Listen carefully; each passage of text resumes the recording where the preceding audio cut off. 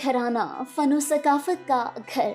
लाहौर शहर से तकरीबन 30 किलोमीटर दूर रायविंड रोड पे वाक़े घने दरख्तों से ढकी ये इमारतें पीरज़ादा ख़ानदान की 80 साला जिद्दोजहद की मज़हर भी है। रफ़ी पीर कल्चरल कॉम्प्लेक्स एशिया के सबसे बड़े पुतली घर, museum, open air theatre, art cafe के अलावा रफ़ी पीर थिएटर के मरकज़ी दफातर पर मुश्तमिल है। इस खानदान ने पाकिस्तान में फिल्म, थिएटर, ड्रामा, रक्स, मौसीकी, मुसव्वरी और पुतली तमाशे जैसे रिवायती खेल को परवान चढ़ाया। पीरज़ादा फैमिली की दास्तान यूं तो पौन सदी से ज़ायद अरसे पर फैली हुई है और इसके मरकज़ी किरदार 1898 में बनू में पैदा होने वाले रफ़ी पीरज़ादा हैं।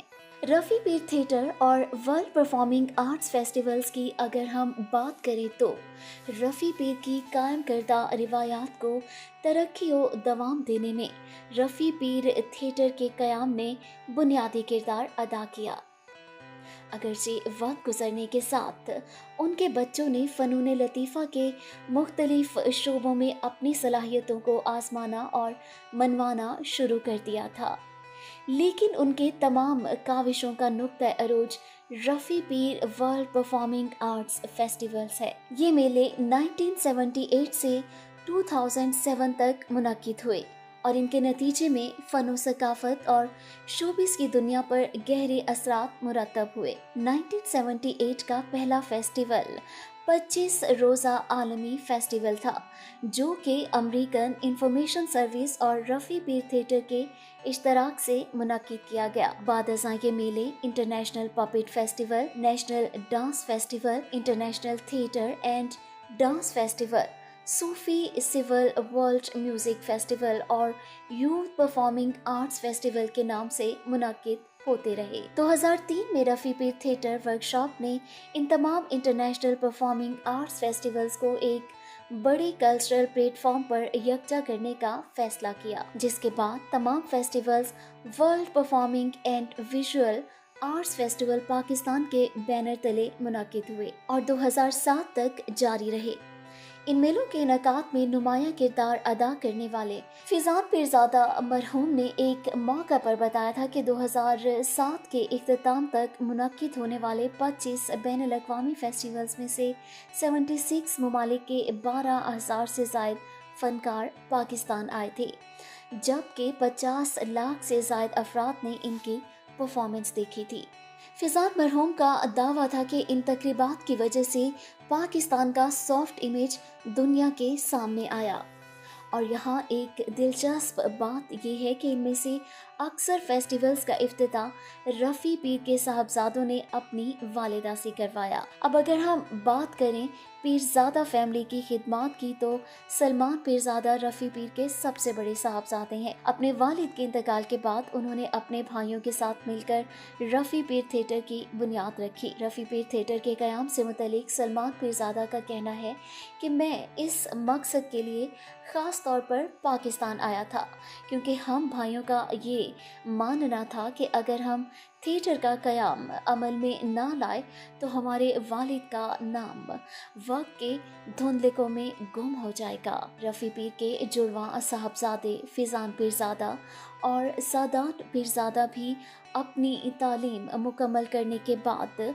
फ़नून लतीफ़ा के शहर में खो गए। उन्होंने पुतली तमाशे के लिए 2500 से ज़ायद पुतलियाँ तैयार की। इसके अलावा फिजान पीरज़ादा को मुसव्वरी में भी कमाल हासिल था।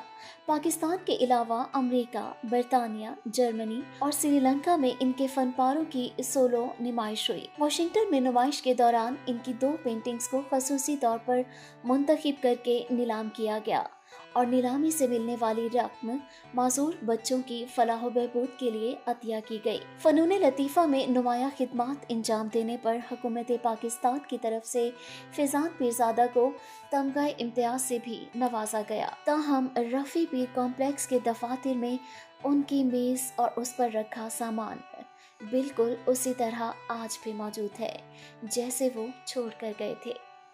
दीवार पर आवेजा उनके स्टिकर्स और पोस्टर्स को भी आज तक किसी ने नहीं छेड़ा। सादात पीरजादा रफ़ी ग्रुप के एग्जीक्यूटिव डायरेक्टर हैं। अपने मरहूम भाई की तरह वो भी पुतली तमाशे के माहिर हैं, जबकि प्रोड्यूसर और ग्रुप के सकाफती सरगर्मियों के निगरान आला की हैसियत से भी फ़राइज़ सर अंजाम देते हैं। रफ़ी पीर थिएटर के म्यूज़िक डिवीज़न की सरबराही भी इन्हीं के सपुर्द है। यही वजह है कि सादान को रफ़ी पीर थिएटर की ड्राइविंग फोर्स भी माना जाता है। पीरज़ादा ख़ानदान की अगली नस्ल भी रफ़ी पीर थिएटर से वाबस्ता रहते हुए फ़न व सकाफ़त के मुख्तलिफ शोबों में पाकिस्तान और बैरून मुल्क अपनी सलाहियतों का मुज़ाहरा कर रही है। इस वक्त सादान पीरज़ादा की दो बेटियां अलीना और यमुना अपने घराने की सकाफती रिवायात को भी भरपूर अंदाज में आगे बढ़ा रही हैं। रफ़ी पीर फैमिली एक बात पर यकीन रखती है। उनका कहना है कि लोग हमसे अक्सर पूछते हैं कि इस दौर में पुतली तमाशे का क्या काम, तो हम इन्हें बताते हैं कि पुतली तमाशा आज भी बेशतर ममालिक में रिवायती खेल की हैसियत रखता है, जिसमें कहानियों, कहावतों और रिवायात के ज़रिए हर उम्र और तबके के अफराद को तफरीह फराहम की जाती है। हमने पाकिस्तान में भी इसे एक मुस्तकिल सेहतमंद रिवायती खेल की हैसियत दी और हमें नई नस्ल को एजुकेट करने पर फ़ख्र है। रफ़ी पीर कॉम्प्लेक्स में आज भी पुतली तमाशा पेश किया जा रहा है। नीस पाकिस्तान में सकाफती मेले मुतारिफ करवाने का एजाज़ भी पीरज़ादा फैमिली को हासिल है। बदकिस्मती से बाज़ तंग नज़र अफराद और शिद्दत पसंद हल्के ऐसी बसीरत से महरूम हैं। हमने हुकूमत से एक पैसा लिए बगैर बैनुल-अक़वामी सकाफती मेलों के ज़रिए दुनिया भर में पाकिस्तान का सॉफ्ट इमेज पेश किया। हमने अपने वालिद और शुएब हाशमी से पहला सबक यही सीखा कि अपने सकाफती वर्से से महरूम हो जाने वाली कौम कभी तरक्की नहीं करती। आज की नशिस्त में रफ़ी पीर थिएटर के रूहे रवां सादात पीरज़ादा हमारे साथ हैं और हम आगे की कहानी इन्हीं से सुनते हैं।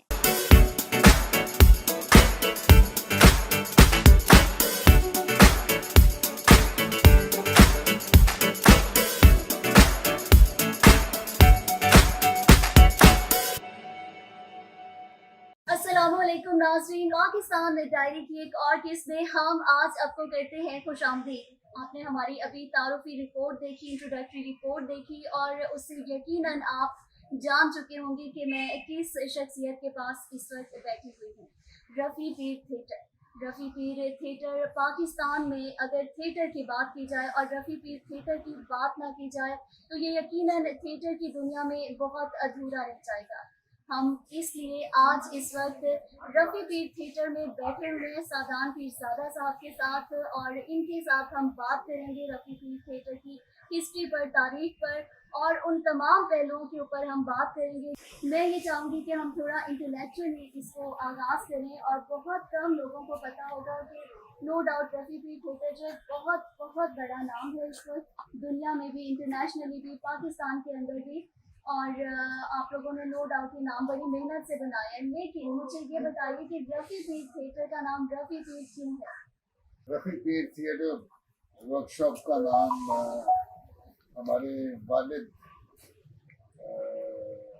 के नाम पे हमने ये कंपनी रखी है। ये कंपनी एक तो उनकी याद में इस कंपनी का जो एक प्लेटफॉर्म था, पहले इसका नाम ड्रामा मरकज़ था। एंड हमारे वालिद ने 25 साल जर्मनी में काम किया था। वहाँ पे एक बहुत बड़े ड्रामेटिस्ट थे मैक्स राइनहार्ट, जो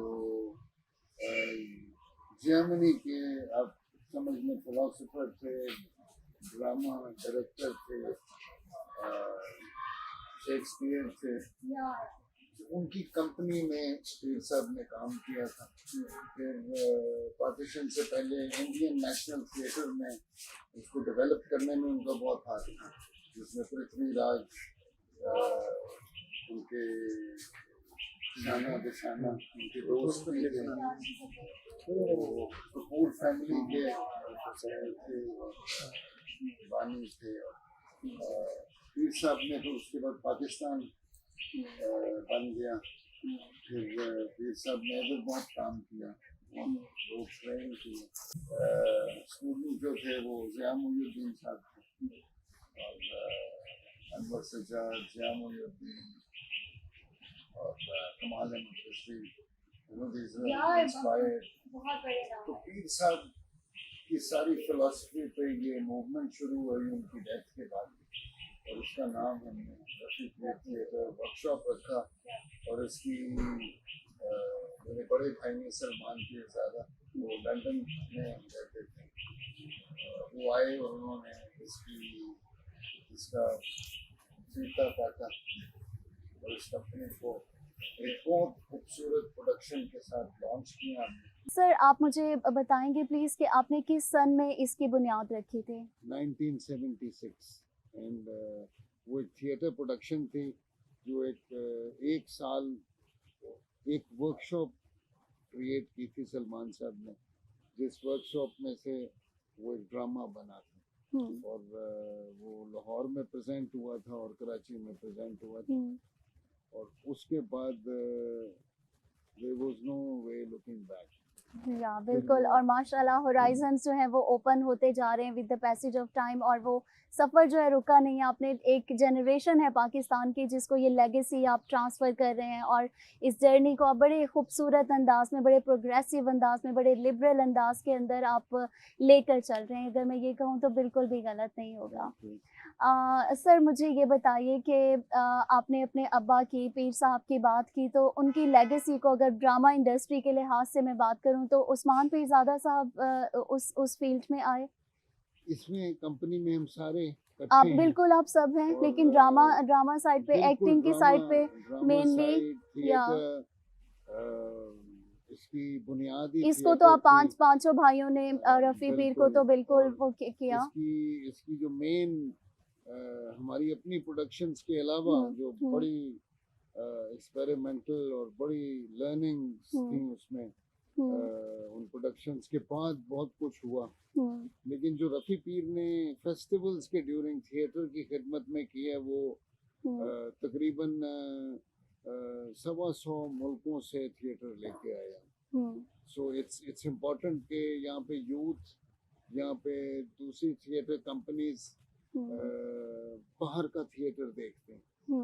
सो उसमें हमारी सिंगल हैंडेडली बहुत बड़ी कंट्रीब्यूशन है। वो पीर साहब का ख्वाब था कि यहाँ पे हमें इंटरनेशनल थिएटर भी दिखाना चाहिए, क्योंकि उन्होंने इतने इंटरनेशनल प्लेटफॉर्म्स पर बर्लिन में रहे थे। या तो हमने उस चीज को बिल्कुल नहीं रोका कि यहाँ मैक्सिमम थिएटर जो पाकिस्तान में बाहर से आया वो रफ़ी पीर थिएटर वर्कशॉप लेके आई है। और उसकी इम्पोर्टेंस बहुत ज्यादा थी कि वो एक सस्ते टिकट में पाकिस्तान के अंदर आप अपने आर्ट्स काउंसिल में बैठ के आप इसको एंजॉय कर सकते हैं थिएटर, एक अच्छे से एटमॉस्फेयर में, एक अच्छे एटमॉस्फेयर में आपको थिएटर देख रहे हैं। बिल्कुल। और नाज़रीन, अगर इस वक्त मैं अपने उन नाज़रीन के लिए यहाँ पर ये बताते चलूँ कि इस वक्त मैं रफ़ी पीर थिएटर के इस ये जो जगह है यहाँ पर बैठी हूँ, एंड ट्रस्ट मी कि मुझे इस वक्त लग रहा है कि मैं किसी और ही दुनिया में इस वक्त हूँ। जितना खूबसूरत, जितना आर्टिस्टिकली इस जगह को डेकोरेट किया गया है, और बहुत यहाँ पर आके बिल्कुल एहसास होता है कि आप एक ऐसी जगह पे हो जिसके जो बानी है वो बड़ी एक प्रोग्रेसिव, बड़ी लिबरल और एक बड़ी पीस को फ़रोग देने वाली सोच, अगर मैं ये कहूँ, रखते हैं तो बिल्कुल भी गलत नहीं होगा। इतना एस्थेटिकली इस जगह को डेकोरेट किया है, और इसका सहरा यकीनन रफ़ी पीर थिएटर को जाता है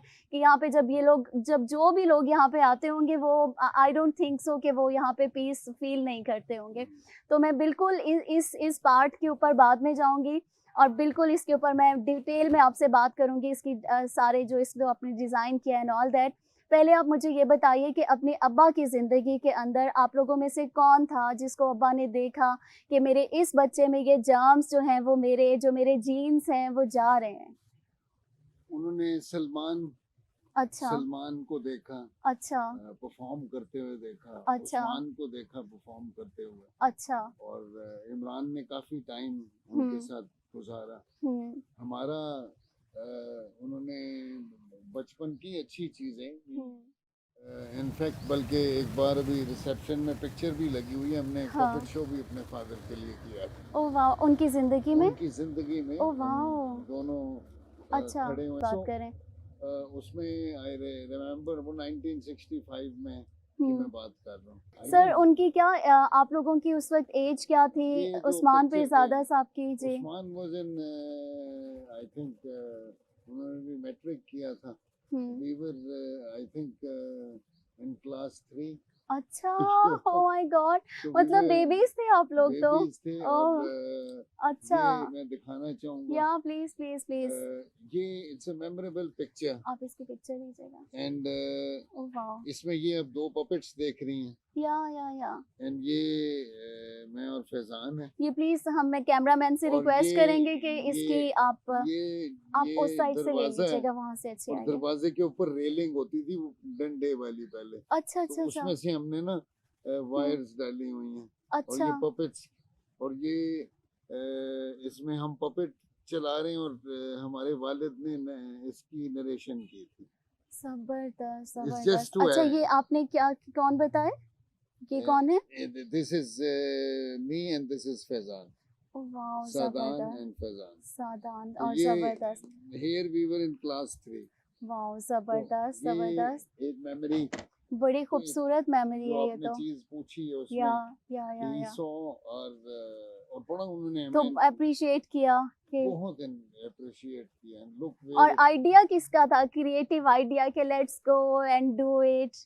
वो हम क्योंकि घर में रिहर्सल या इस तरह हाँ, की चीजें देख रहे रीडिंग्स थे। हो रही होती थी। हाँ हाँ हाँ तो फैजान और मैं भी अपने एज के हाँ, हिसाब से अपनी सही। शौक वही शौक हाँ लेकिन हाँ हाँ अपनी एज के हिसाब से हमने हाँ। ये शुरू किया। इस तरह के प्रॉप्स बनाते थे हम। हाँ we would make cars, we हाँ। कुड मेक यू नो छोटे छोटे घर मैचेजों के साथ हाँ हाँ पूरा हाँ उनको पेंट करते थे हाँ। और क्रिएटिव हैंडवर्क में हम इन्वॉल्व थे। हम्म, तो पपेट्री ऑब्वियसली केम या स्लोली या लेटर। या लेकिन जीन्स में वो आ चुका था। जीन्स में 100% था।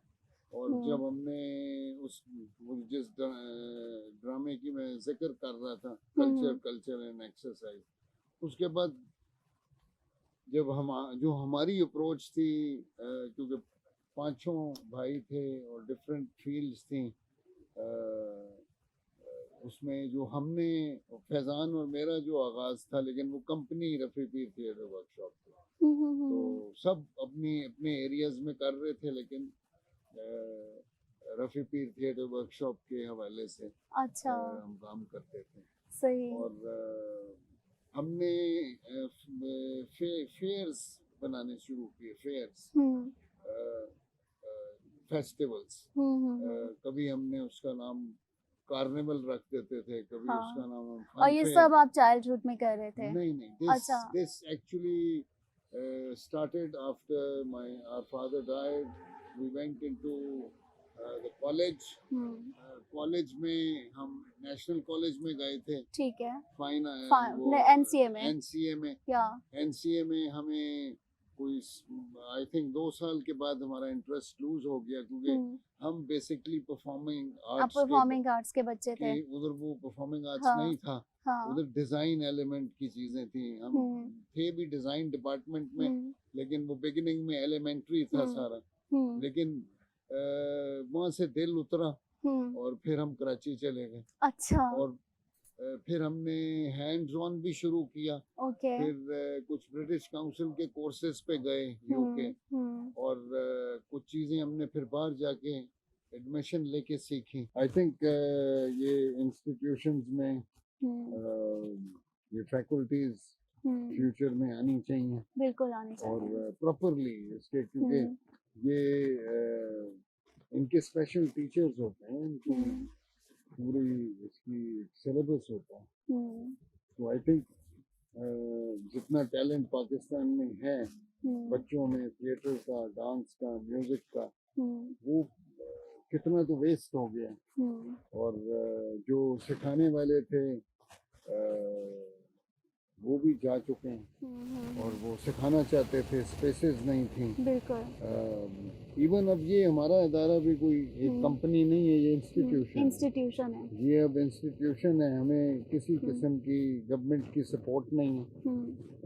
जब से हमने काम शुरू किया बस ये टैक्सेस लेने आ जाते हैं और अभी तकरीबन इस वेन्यू का 13 लाख रुपया बिल आया बिजली का। बिजली का। और इस तरह के इदारे गवर्नमेंट की, सोसाइटी की, ये दिस इज फूड। ये आर्ट स्पेसेस, पाकिस्तान में आर्ट स्पेसेस को रन करना, उनको बनाना बहुत ज़रूरी है। एंड इतना डिप्रेशन है इस मुल्क में, specially now days, that you need spaces for families to go, you need spaces to enjoy in the evening.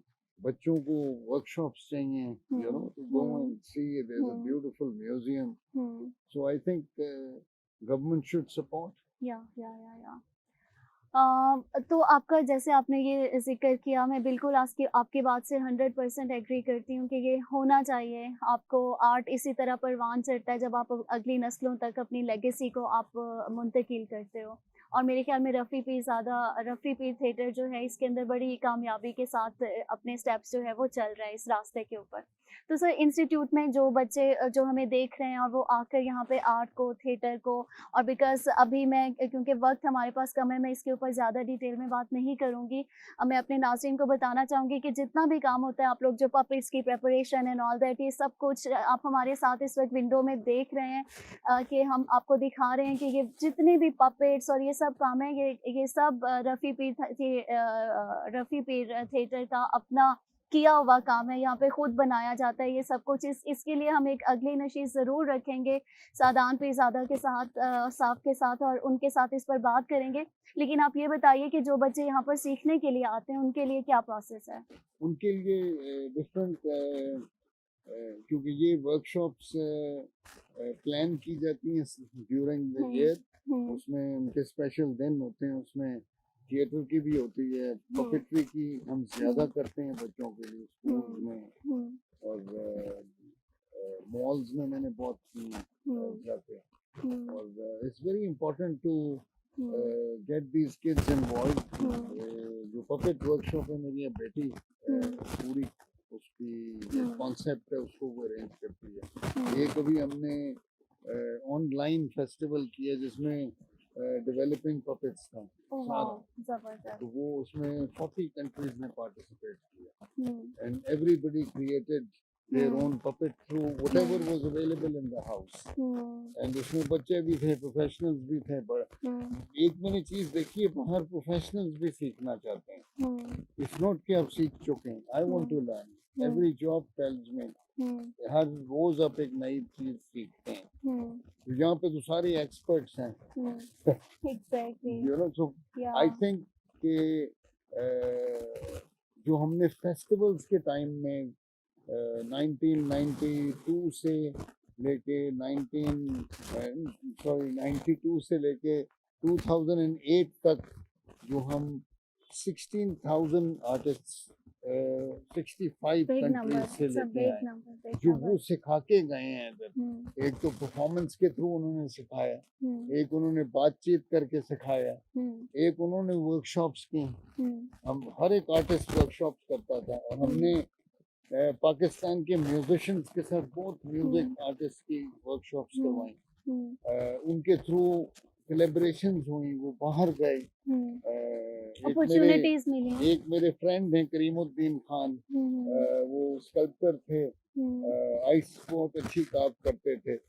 तो उन्होंने 2-3 प्रोडक्शंस में काम किया, लेकिन उसमें एक फॉरेन प्रोडक्शन, वो एग्जाम्पल मैं इसलिए दे रहा हूँ कि वो उस प्रोडक्शन में he was working with us, and eventually वो उन्होंने उनको बुलाया, उनका इंटरेस्ट देख के कि एक कोलैबोरेशन क्रिएट हो गई। One of the finest marionettes company of Britain, तो करीमुद्दीन खान साहब वहाँ गए, उन्होंने उनके साथ काम किया और करीम अभी तक लंदन में रहते हैं। तो आई थिंक ये बड़ी इम्पोर्टेंट चीजें होती हैं कि किसी को किसी से मिलवा देना। एग्जैक्टली, कनेक्ट करवा देना। तो वो जब तक नहीं होगा और कनेक्ट करवा देना, कनेक्टिंग द या डॉट्स काइंड आप ऑफ, नए काम के साथ किसी को रिलेट करवा दें। Open a box. Magic has to be crystal for people, you know. And illusion होती है, ये सारी एक फील्ड, उसमें ट्रांस में लोग चले जाते हैं। Language is not the problem. बेशक वो जॉर्जियन जबान में है, डेनिश जबान में है, आप जब देख रहे होते हैं वो शो 5 मिनट के बाद जबान पीछे रह जाती है और सारा विजुअल आपके माइंड के साथ कनेक्ट हो जाता है। So it's color, it's movement, it's the visual. जबरदस्त। थैंक यू सो मच नाजरीन, आई होप कि आपने हमारे इस शो को आज बहुत इंजॉय किया होगा। आप हमारी विंडो में भी इस वक्त देख रहे हैं कि रफ़ी पीर थिएटर जो है कितनी खूबसूरत, कितना प्यारा काम कर रहा है।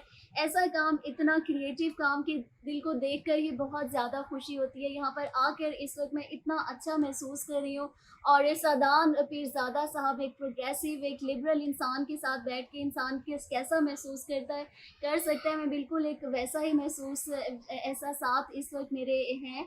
और मैं चाहूँगी कि मैं अनकरीब इनके साथ दोबारा मिलूँ, दोबारा बैठूँ और दुआ है कि रफ़ी पीर थिएटर जो है इंटरनेशनली, इसी तरह पाकिस्तान का नाम जो है इंटरनेशनल प्लेटफॉर्म्स पर जो आज तक ये करते आए हैं, किसी तारुफ का मोहताज नहीं है। अगर मैं रफ़ी पीर थिएटर की बात करूँ तो बिल्कुल किसी भी तारुफ का मोहताज नहीं है रफ़ी पीर थिएटर।